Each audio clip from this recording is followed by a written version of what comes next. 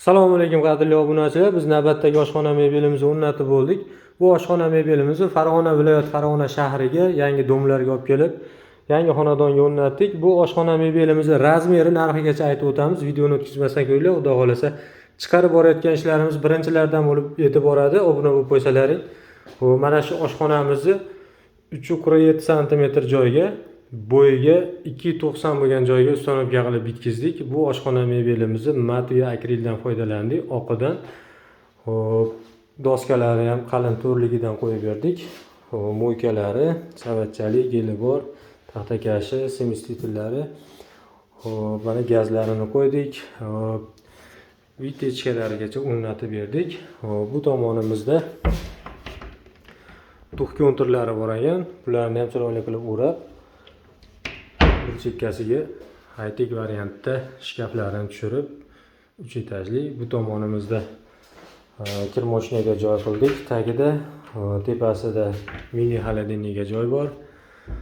Tevalari xona. Bu tomonlari ham ichlari chuqurgina, polkalari original shushulkalarigacha qo'yib o'rnatib bo'ldik. Bu oshxona mebelimiz ichida mo'yka, semistitili, taxtakashi, kafeli keldi. Xonadon egasi gaz, vitichkani olib berdi. Qolgan mebellari bizdan bo'ldi. Bu oshxona mebelimizni 1 pogona metrini 3 million so'mdan olib kelib o'rnatdik. Shu turishi 11 million so'mga tushdi. Buni ichida mo'yka, semistitili, ovozliga ishlar ekan bu vitichkalarimiz. Salom Vintage, o'rta tezlik. Mana shunaqa. Quvvat o'chirilsin. Shu ovoz bilan birinchi skol, uchinchi skol qilsa bo'lar ekan. Shunisidan qo'yildi. Mana shu holatda chiroyli qilib ishimizni ustanobga qilib bitkizdik. Bu oshxona mebelimizni ruchkasi qilib tayyorladik. Taksak ochilaveradi. Tomonlarda ham g'aladonlarigacha vakuumli qo'ydik. Mayda narsalar uchun, katta idish-tovoqlar uchun bu tomonlari ochilaveradi.